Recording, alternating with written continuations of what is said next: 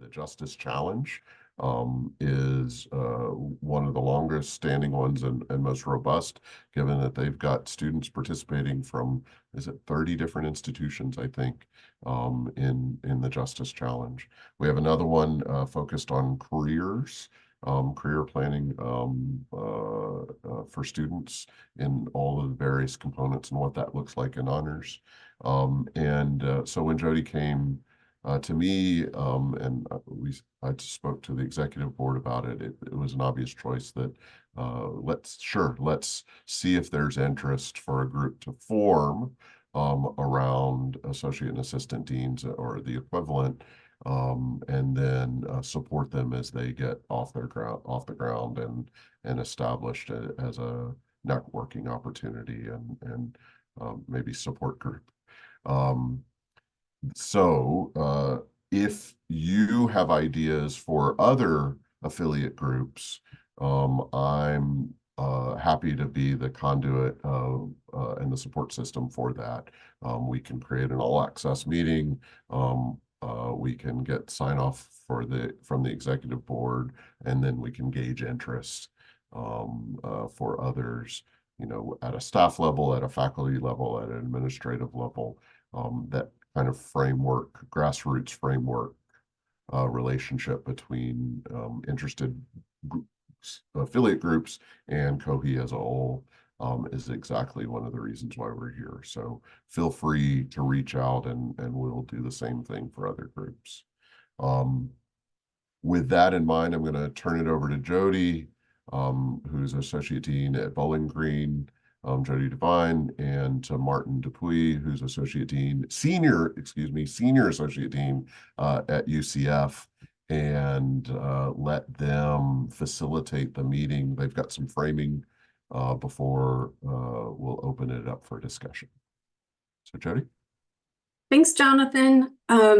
Excited to have the opportunity to talk with you all today. I think many of us who work in honors know that we often look a lot like other entities on campus, and in other ways we don't look anything like other colleagues across campus. And so when I was really thinking about who my peer group was and who I could lean on for advice, my world kept getting smaller and smaller and smaller, and trying to figure out, because so much of what I do on a daily basis seems to be like Jonathan said, those other duties as assigned, and because they center on some new emerging problem, there isn't always past precedent to kind of rely on to guide me. And so that's why I really wanted to kind of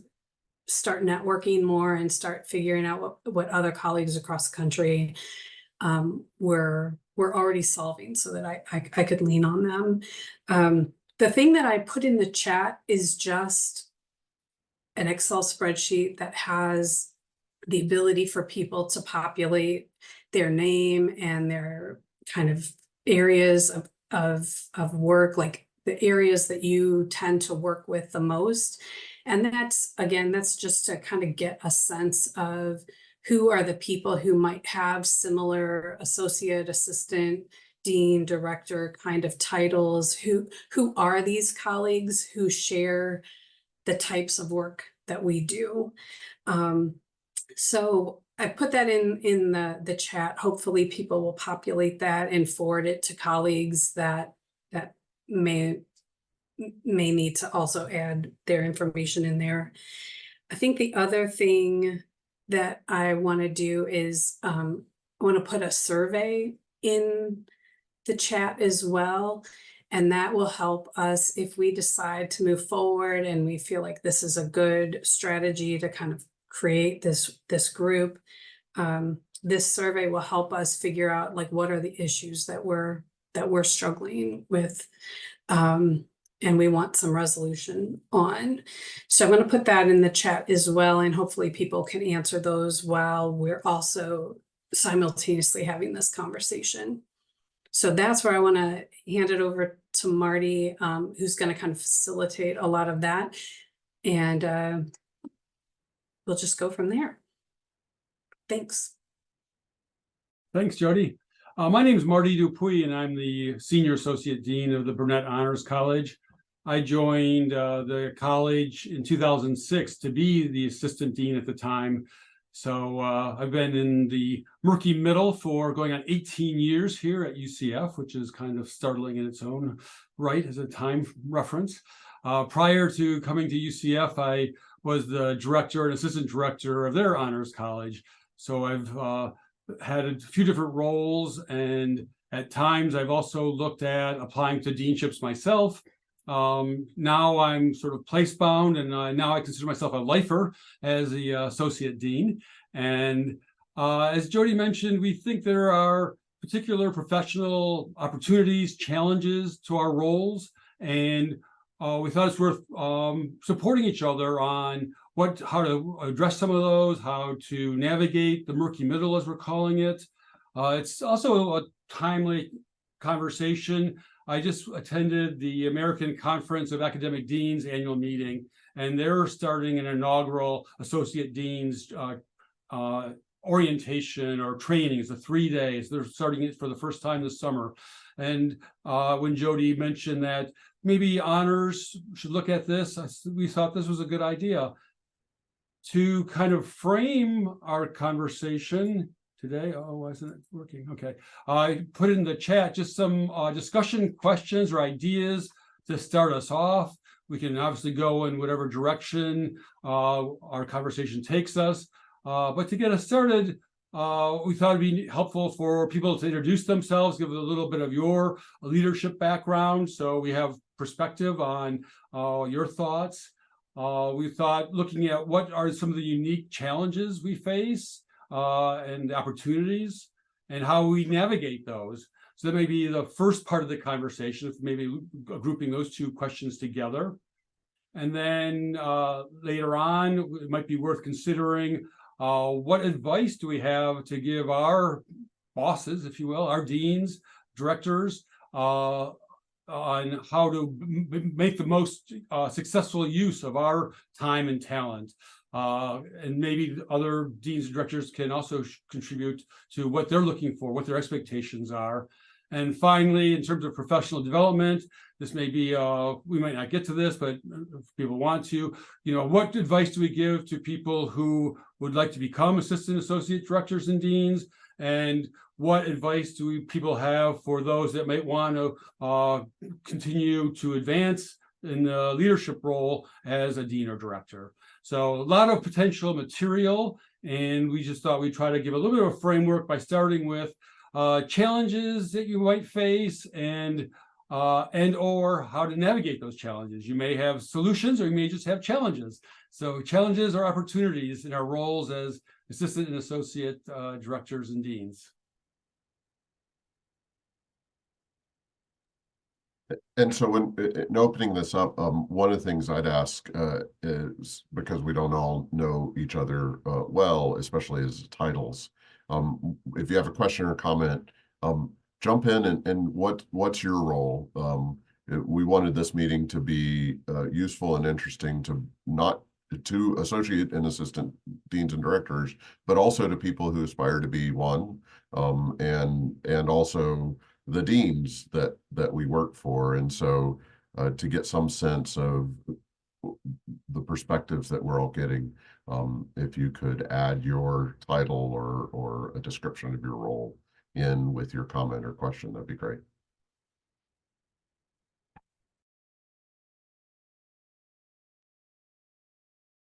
I can go. My name is Dawn Rendell. I'm the Assistant Dean for Student Success and Community Wellness. The title is new and I'm rarely getting it right. I was the Assistant Dean of Students up until January for Barrett Honors College at ASU. And I would say, like, in looking at what other people's duties are, I think what's challenging about my role is because I'm almost exclusively co-curricular. That sometimes getting the buy-in and also like where my title sits within the organization, I think can be a little bit tricky. Like I need faculty to come along with me on some journeys and and like my title gets me a lot of buy-in like outside of the college, which definitely helps, but that kind of navigating the exclusively co-curricular side of the house when I need people who are involved on the other side to come along as well. And I'm not always sitting at all of the same tables that they're at.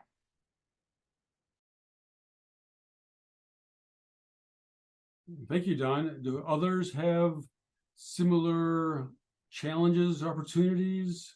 Maybe we can talk about some of these concepts together, and then we can move on maybe to the next one. But Don raises a really interesting question, because a lot of honors is the enrichment, the high impact practices, the co-curricular that distinguishes us from other colleges. I'll throw in if nobody else is talking.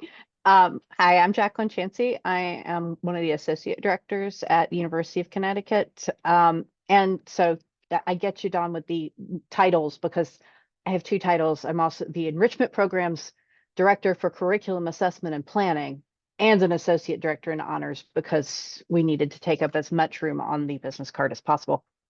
And so in some ways, actually, my challenge is it's similar, but almost parallel, is that I come from the curriculum side. That's what I started doing and have done most of the time.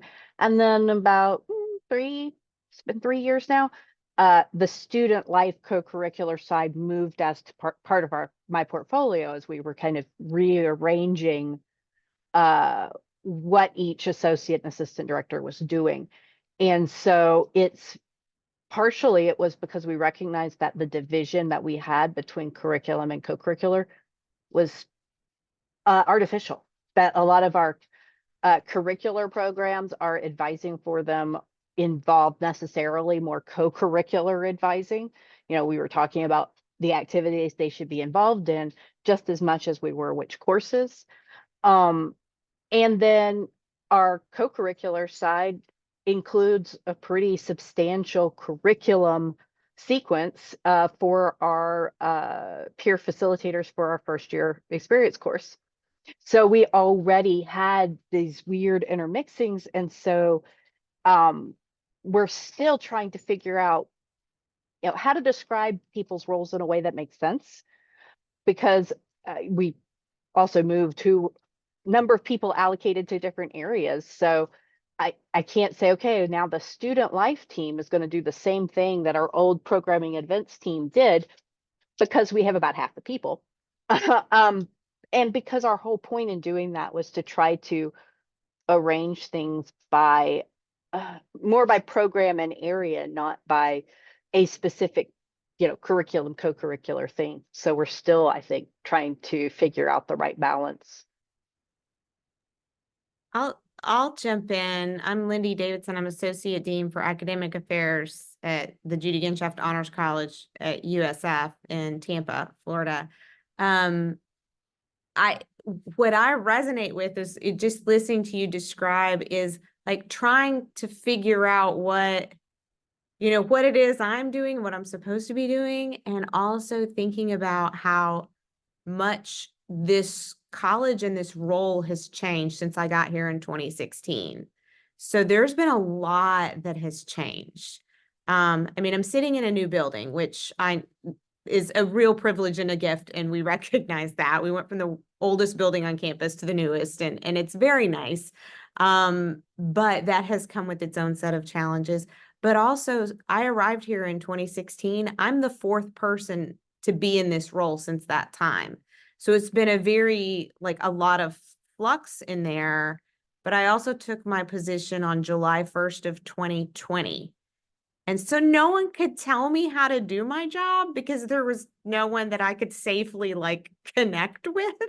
And so and everything was different anyway. We consolidated that year, but what you described as all these changes feels exactly like what I talk about when people say, oh, so how is your job? I'm just like, yeah, I do stuff and it's great. And I work with all these faculty and they're brilliant and these students are great. And I can describe the ethos of the college.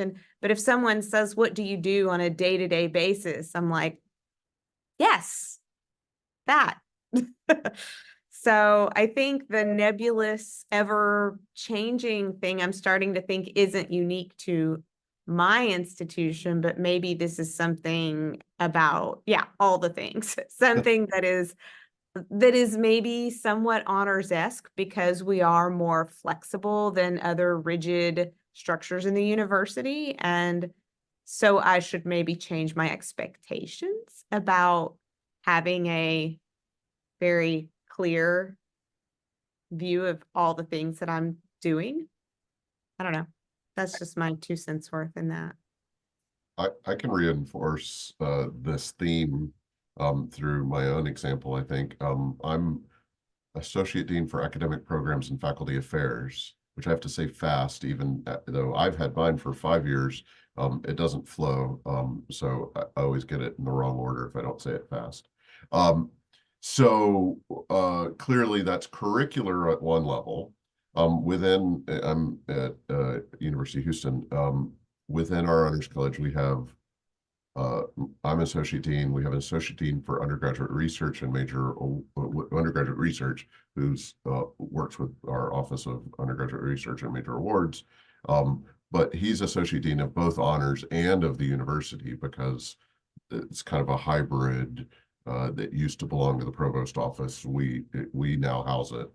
And so he's got that specific task, and it's a lot of work. And then we have an assistant dean. Many of you know Brenda Roden, she's assistant dean for student success. And so the whole life cycle from recruitment to advising to graduation, student affairs kinds of things.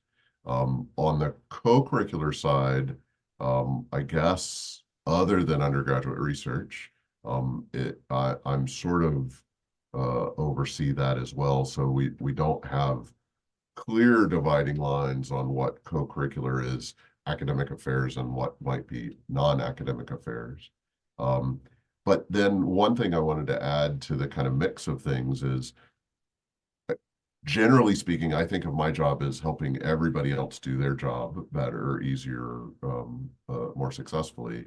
And so a big part of that is under any duties as assigned, and I think Heidi is still here. I try to do whatever is helpful to her for her to be successful. And so that we just had our major fundraiser this weekend, and I've spent a lot of time over the last few months helping to plan that. Of course, not necessarily on the catering and events team side of things, but on the place where it intersects with faculty and others that would provide the content for our fundraiser, which is called The Great Conversation. For those of you who were here last time, you saw a taste of what that looks like. I won't go into the details, but it's that kind of thing. How can I support Heidi and her work on advancement and development and everything else as well?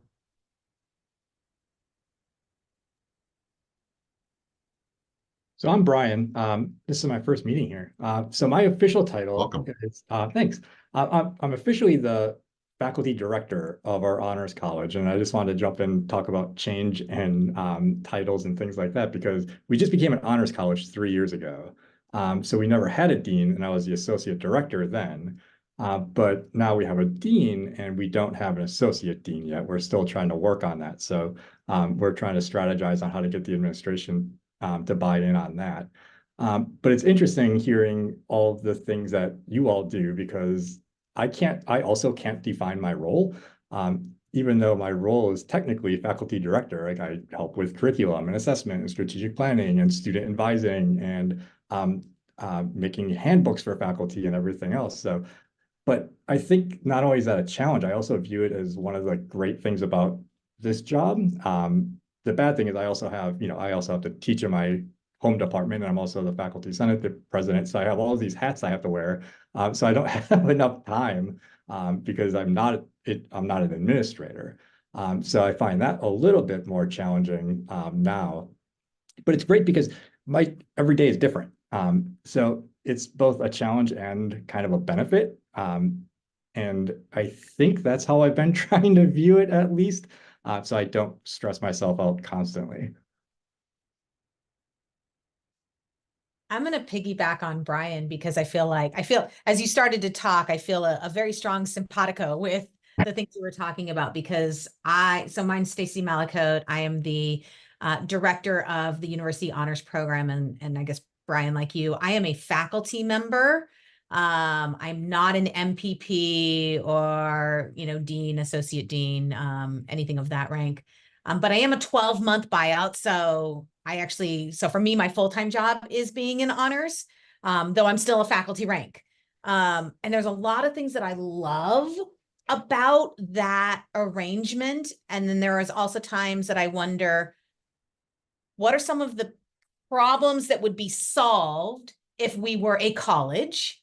And what are some of the problems that would create if we were a college? And so I kind of go back and forth on some of these things. I felt like the first 2 years of being in this position, I had to do a lot of reminding all of the people in all of the places on campus that honors exists, because there were so many times that we would be left out of conversations, whether that be the last to know about orientation or, things that we very much have to be a part of. It was like, oh yeah, we told all of the deans and the associate deans, but we forgot about honors because we don't have a dean and we're not at Council of Deans or Provost Council or places like that. So we're kind of reliant on people to trickle down information sometimes. And that has gotten much better. But I mean, I guess for me, sometimes in doing all of the things, I wonder, and I kind of put this in the survey about, what does it look like moving to a college? How does that change things? How does it maybe make things better, but also more difficult? So that's kind of where I'm sitting. Yeah, I feel that as well, but even as an associate dean, I've had to attend both the associate dean's meeting and the chair's director's meeting because I'm my own chair. Like, I don't have a chair. I am the chair. So I've realized over the last couple months, I'm like, I think I fell off the chair's list again. And so now I'm missing that information. And so trying to you're like the kid on the playground where you're like sticking your head in the circle, like, hey, what are y'all talking about? What do I need to know? But then half of what they're talking about is irrelevant to what I do. And then I just have to find how do we fit into this?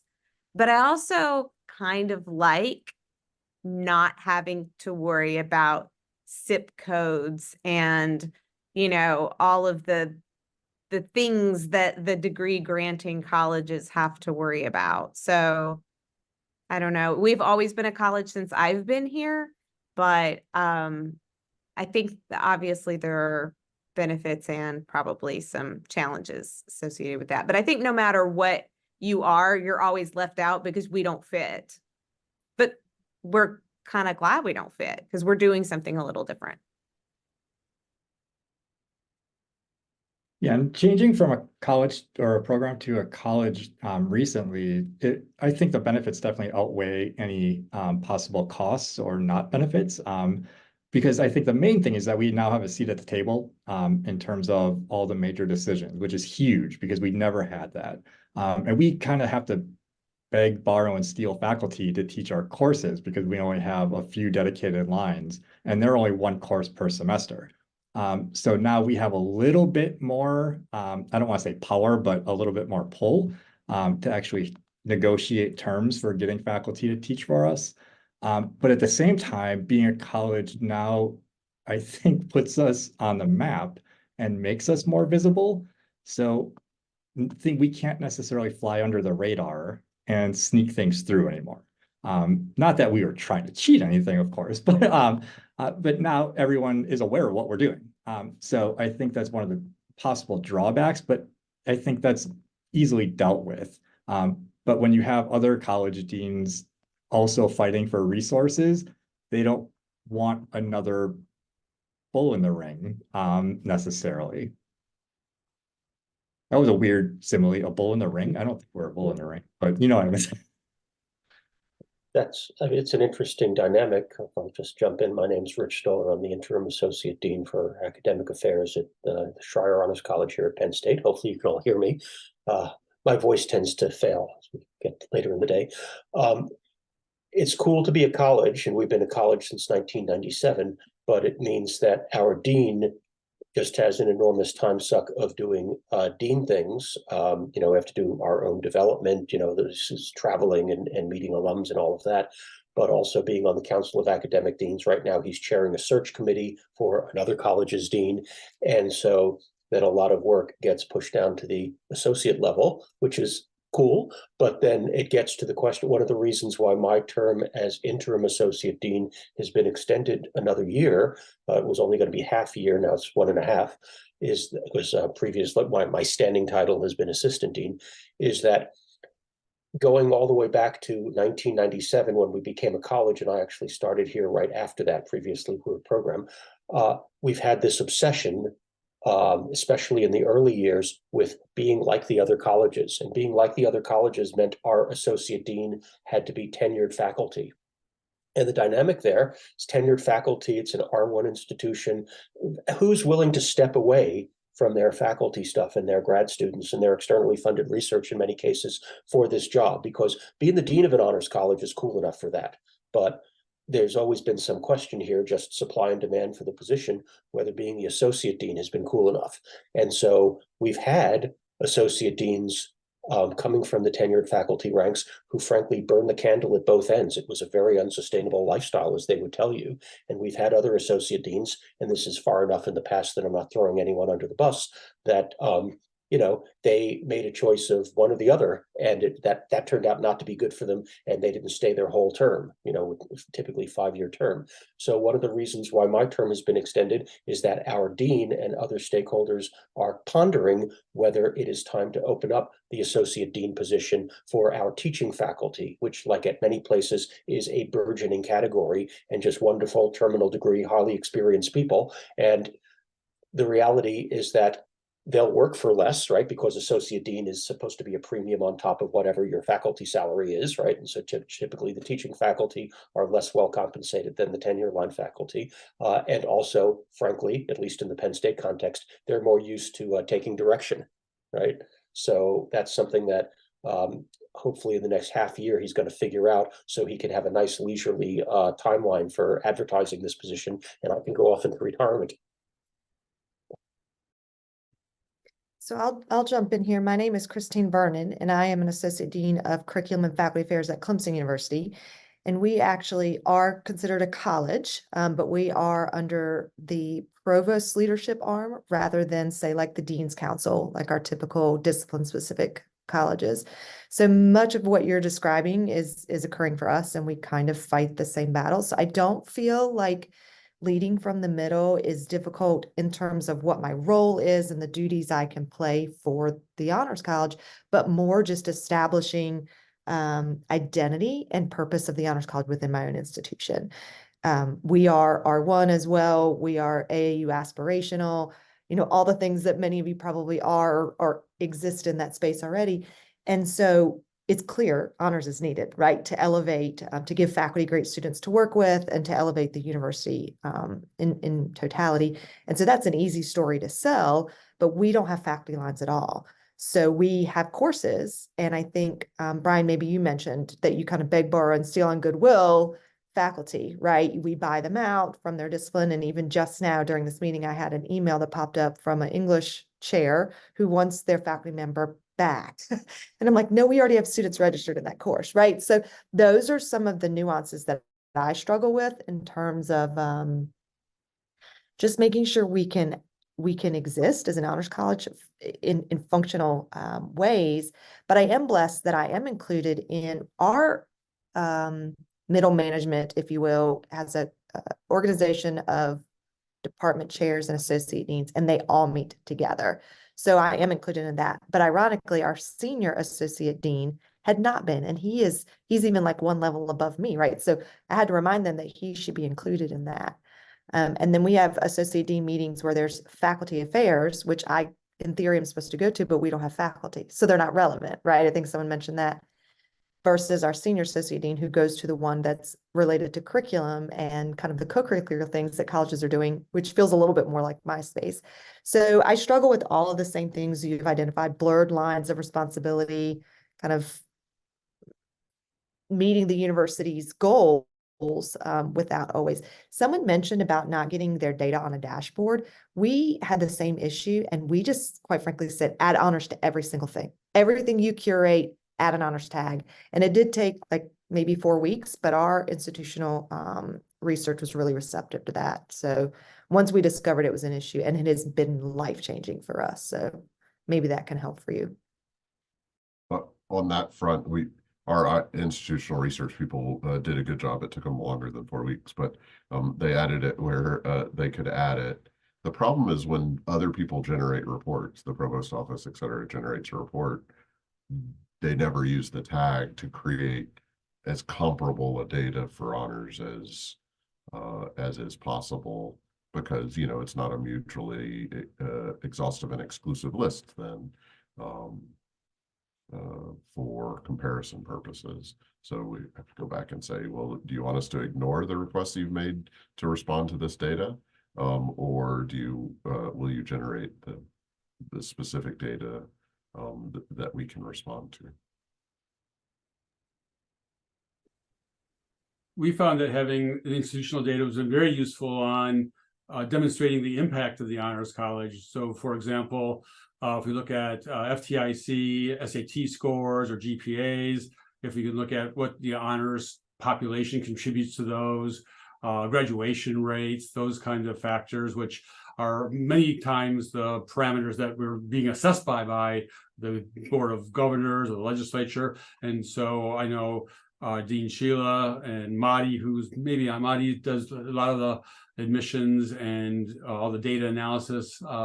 We find it very useful to make the case that honors is impacting the goals and metrics of the university. So getting on the dashboard is a really good idea. I also wanted to come back to a point that Rich made. I think, you know, as we look at our roles and positions, you know, what is the reward? What are the challenges? I know my own research agenda has been, you know, kind of curtailed or by my decision put on the side burner to fulfill my administrative duties. I know others are able to burn the candle at both ends, but I chose not to do that. And it has, you know, had career implications for me. I'm an associate professor still. I'm not really eligible for promotion at an R1 with my research as it is now. And those are partly sacrifices, but certainly opportunities. And is the assistant associate director deanship, you know, a goal in and of itself to make a rewarding career? Or for me, at one point, I thought, you know, certainly it was a stepping stone to a deanship. I like playing in the honors space. I like the freedom and the creativity that honors allows. And so pursuing the administrative roles in the Honors College was something I was really excited about. But, you know, it was a different career path for me. So I'd be interested in, you know, either talking more or hearing others' thoughts on, you know, is this, what does this mean for a career? I'm getting close to the end of mine now, which, so as I look back, you know, it's been very rewarding, but I have missed some of the teaching that I don't do now as a full-time administrator. I do miss the scholarship that I was engaged in when I was, you know, tenure earning faculty member, not tenured. So there's just different things. And as I reflect back, I think it's worth, you know, pausing a little bit to think, you know, what does this role mean to you? What does it mean to me? What are the implications of these roles? So Martin, I'm actually only 50% in the Honors College as an associate dean, exactly 50 by intent, which drives our faculty governance officer like up the wall because he wanted it to be 49-51. And then I have 50% still in my department. Now, I was blessed that I was already at the professor level and kind of had elevated through the ranks, but that has probably been, for me personally, one of the more challenging. But I think, Lindy, you might have mentioned this. It's also like the best because, or maybe it wasn't, I can't remember who said this, but it's also the best because it allows me to still live in the world where I'm really happy and comfortable with my research area and mentoring the students in my, discipline. So it's kind of the best of both worlds, but it is difficult to manage. And it only works because I have a fabulous honors dean. My department chair, not so much, but my dean in the Honors College has been great to allow that type of flexibility. But I was also faculty senate president, Brian. So I came off of that right on the heels and then moved right into this role. So I know all the hat wearing problems. So I'm actually surprised at how many people are still faculty members. Can you just raise your hand? Because that's really interesting to me, because if I went to associate, I would actually be a full-time administrator.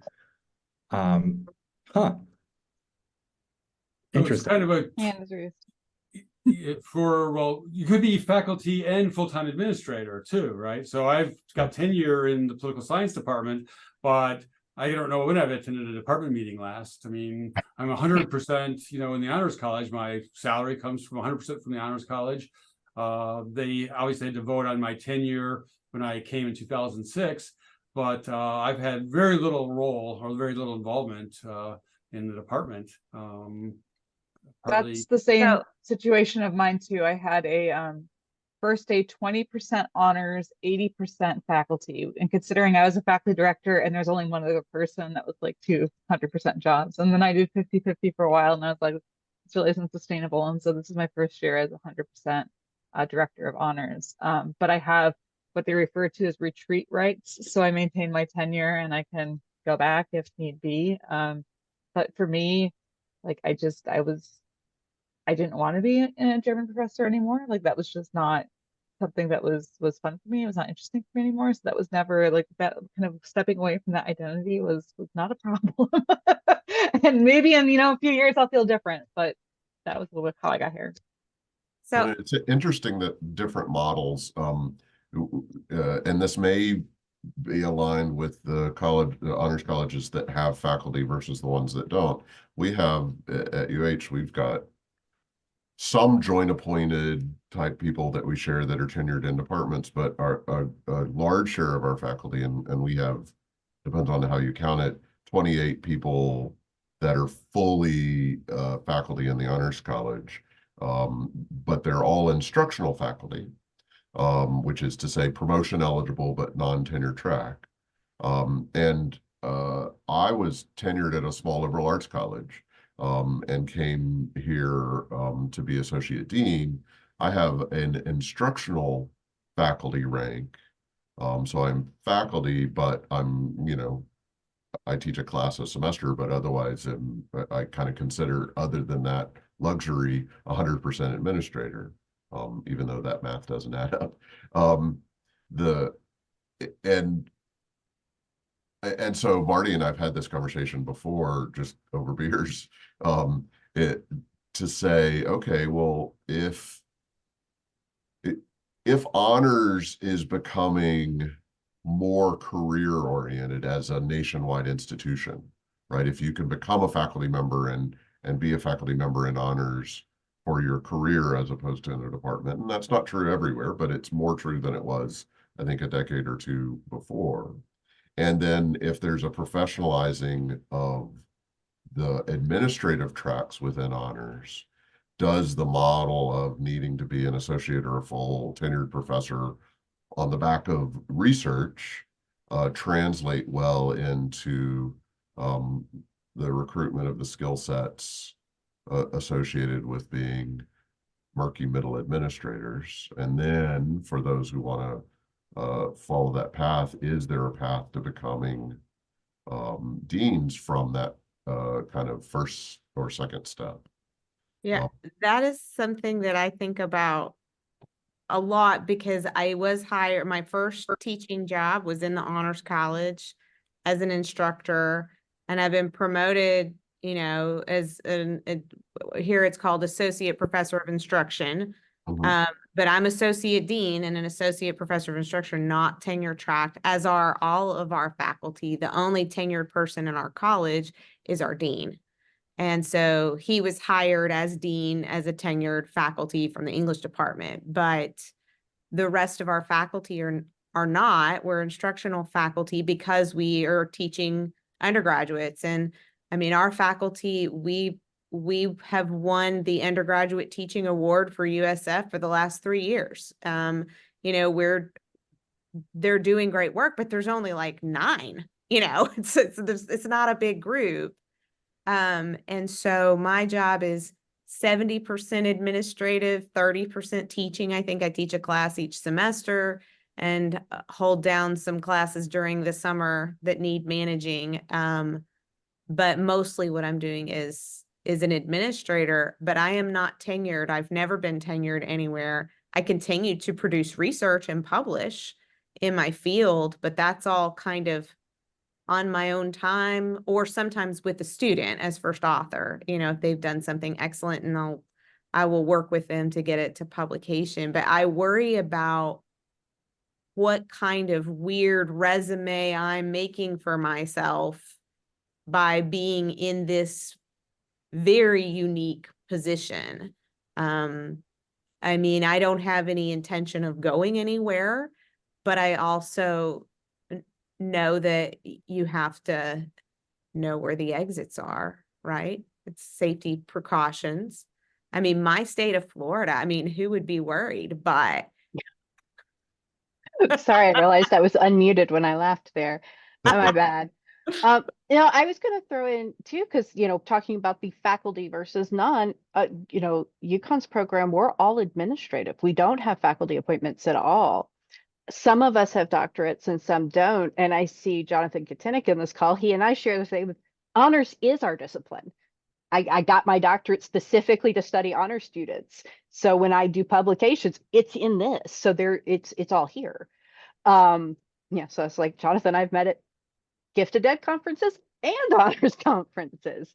And because that's what we did. And so it is interesting thinking about and whether that's going to be an issue program versus the dream of eventually becoming a college. Our director, who's also an associate vice provost, she has a courtesy appointment in education. And that's something that I could probably pursue should I feel I need it.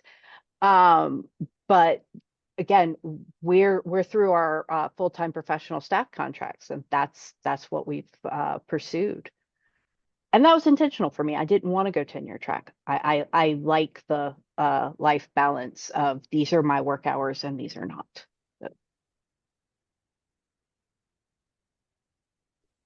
Some of the areas of scholarship I was looking into that would complement my administrative duties and honors were, I helped with a book chapter on service learning, and then I looked at, scholarship of teaching and learning, but all those aspects are discounted by my academic department. So they wouldn't even count really for any kind of promotion or tenure application because they're not in the discipline. So it's interesting dilemma between, trying to do, for me anyways, trying to do scholarship that would, enhance or enrich my administrative duties and honors versus sort of what the department's looking for in terms of their own scholarly requirements. So it's a challenge sometimes. Having been at a liberal arts college, they navigate how tenure works within the context of a teaching first kind of context. A Hiru or another conference, I remember somebody had done a survey where only 2% of honors colleges or programs have tenure within. With tenure dying, that's too strong. With tenure under threat nationally, I've always assumed adding a way to do tenure, i.e. in honors at a research university, is probably a non-starter. But it would seem to, if that problem was solvable, it would seem to help to solve some of the career path problems that we're talking about here for associate deans. Again, recognizing that some schools are doing things very differently. So I wouldn't mean to try to apply that to those settings. Any thoughts? Am I right that that's not even a thought exercise worth pursuing? Tenure and honors? To my knowledge, that was pursued several years ago, and they just kept coming back and saying, it's not possible. It's not possible. That's what our admin, our upper level admin was saying at the time at the university, like provost office. It's a conversation I could try to prompt again, but it definitely was pursued and then shot down handily. And it had to do with the research appointments. It's not outlandish. I mean, at Penn State, and I'm sure elsewhere, librarians are tenured. Right. Librarians are tenured here. Honors here is in an interesting position where the university honors program, we are housed in this, which is kind of treated as a service center in this budget model that we have, but we are housed within the Staley School of Leadership, which is also not a college, and this kind of a combination of service center and revenue generation center. And then under the provost. So nobody here in my building is tenured within the building that we work in or within the Staley School. And I have a dean who's the dean of the Staley School, and I have an associate dean, but the associate dean is for the leadership studies side of the house. So I have pretty much full autonomy, as you know. I can't do anything wild or anything, but so I'm not invited to the associate dean spaces or the dean spaces. There's the representative from the school, but they're not actually connected really to me. And so on the one hand, it's frustrating because you miss out on some opportunities to connect. But on the other hand, it gives me so much freedom. I can be in these recruitment spaces and have so much access to students directly at a time where a lot of the academic colleges are having restricted access because they want to kind of streamline a lot of these processes. So it's bizarre, and it works really well for me sometimes, and it's really frustrating others. But then you try to explain, well, we're the university-wide honors program, and we're in the Staley School, but we don't actually have anything to do with leadership studies, but we kind of do because it's part of the mission, and we're in the building, and I have a dean, but it's complicated.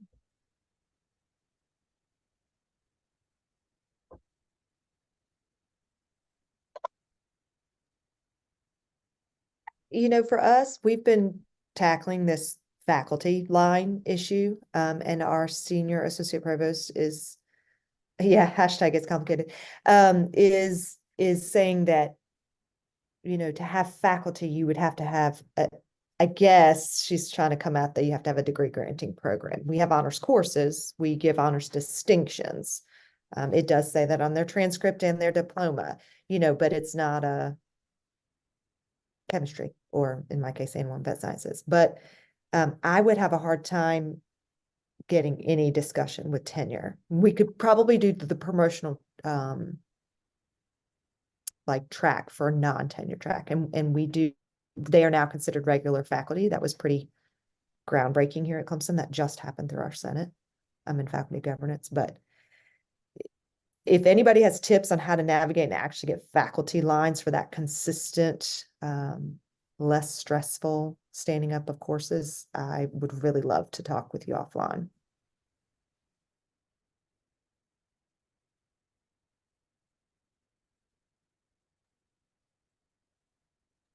You have just a few minutes left. I know this has been a very thoughtful conversation. There's a lot of important points. Let me raise maybe another topic for a few minutes of discussion. We talked about the challenges of being in the murky middle. What do we need for our success? What would make our lives less murky? Is there anything that we can get from our deans, or as deans or directors? Is there anything that you want from your assistant associates that would provide a little bit more clarity? Or, how do we make the murky more manageable?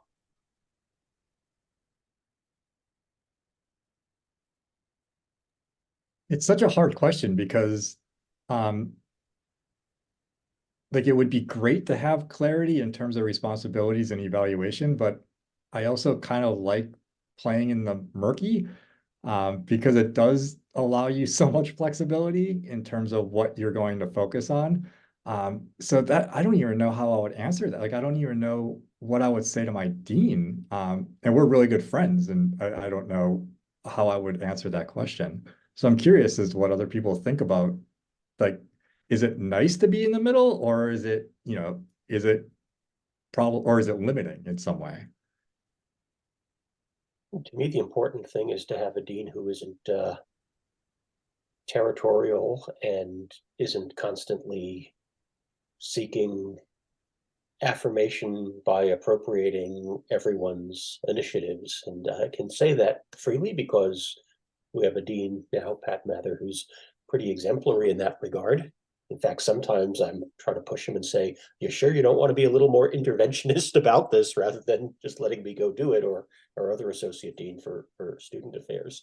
But I've seen all kinds of deanly leadership in the 25 or more years that I've been here, and I've seen friction between the dean and associate dean because we have had deans who wanted to appropriate, wanted to be the public face of all the good initiatives that came out of the whole honors college, and that created tension with the associate deans. I think related to that, I feel really lucky, kind of like you were saying, we have a newer dean here. She's been here for a year and a half, and she is more transparent about what the leadership conversations are. But what makes it really difficult to be in the middle is like my staff see me as a leader and they're coming to me for answers, but I'm not sitting at every table. And so I don't always know what the leadership conversations are. Like there are things that are being driven there. So if I'm coming up with ideas, if I'm like using my autonomy and like looking at my area and saying, here's what we need to come up with, it may be competing with some other priority that I may not know about. And so I think that I really value the transparency that Dean Williams has provided. Like she's really open with our staff about the budget in ways that we never had before, and with retention and those kinds of things. And that really helps me to be a better decision maker in terms of where my staff are spending their time. So I'm not throwing all of my weight behind something and then finding out it's not what we need right now, or there's no funding, or it's not worth our time, those kinds of things. Marty, I'm gonna, with the eye of the clock and some people needing to go, I'm gonna wrestle the moderating back from you if you don't mind. Sure, thank you. I think this is a great conversation. I think Jodi's idea has legs because of how good a conversation this has. And so I think Jodi and Marty and Jenny Poppet, Arkansas, who couldn't be here today, have sort of agreed to be the organizing committee for the group. And of course, we'll keep filling out the spreadsheet and gathering names of people who would be interested in this. I'll ask them to just run with it. I'm an associate dean too, so I'll be there. But run with it in terms of scheduling whatever meetings and sessions that make sense for this group as a self-organizing group. COHE is not a top-down organization, it's a bottom-up organization. And so run with the idea.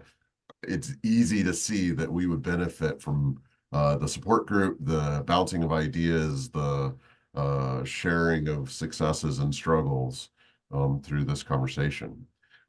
Let me advertise one specific thing that Jodi's has planned for us already. For those of you that are going Hiru, and I hope that's everybody, there's going to be, I called it in my notes, a meet and greet. Maybe it's a reception.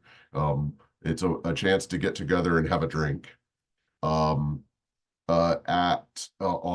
Monday, May 20th, and somehow we'll send this out, from 5 to 6 p.m. at the Lockbox Bar, which is in the 21C Hotel. How this fits in with the schedule, if you haven't looked at, memorized the Hiru schedule yet, from 6 to 8, I think it is the opening reception. And so this is immediately prior to the opening reception. If you're coming in a little bit later, apologize, but it was the one time where it was easy to not conflict with other events of the conference. So 5 to 6 at the bar. Let's continue this conversation on Monday the 20th. Yeah, that's great. Thank you for letting them know about that. And we're just grabbing tables. So it's not like a reservation that we have. So we're just grabbing tables. So whenever you get there, we will be there. That survey that I populated in the chat, anyone, you can reply to it multiple times. So if you think of other things that you want to add, that would be fantastic as well, because we're going to use that in then today's conversation to try to synthesize what these next steps look like. So thanks, everyone. A question, Jodi, on the teams. I mean, on the teams. Sorry, I know I'm on Zoom. I'm used to Teams. On the Excel spreadsheet, the question about these are duties that we have or aspects of our college. I would say they're the things that you do in your role. So not necessarily what your whole college does. We're trying to piece out like what's your major, grouping of responsibilities, even if other people do curriculum, for example, but you don't really do it, or you only do it in an ancillary way. Maybe don't select that. Okay. All right. So like, cause I'm thinking living learning community, like we have one of those. I was just at a meeting with them earlier, but it's not my major role. And so I'll pull some of those things out. Yeah, because I think, by and large, we also want this to be opportunities for people to network, so that if, I'm the director of our learning community, if I want to huddle with somebody who has also done that work, knowing the actual direct contact, I think could be helpful. Yeah. Okay. Yeah. So if there's someone else who's in charge of it, then I will. And we can forward both the survey and the Excel spreadsheet to as many people in the middle as you want. And I did not see the survey, I think. I just found the spreadsheet, so. Okay. I think we'll probably send it out. Oh, the one that says brainstorming is the survey? Yes, that one. Sorry, thank you for suffering through my technological challenges. There's no teenager here to help me, so. You're in a safe space. Well, thank you. We'll get you there. All right. Well, anybody who wants to stay on, we can. But Haley, if you're still available, I know you're logged in. Could you stop the recording?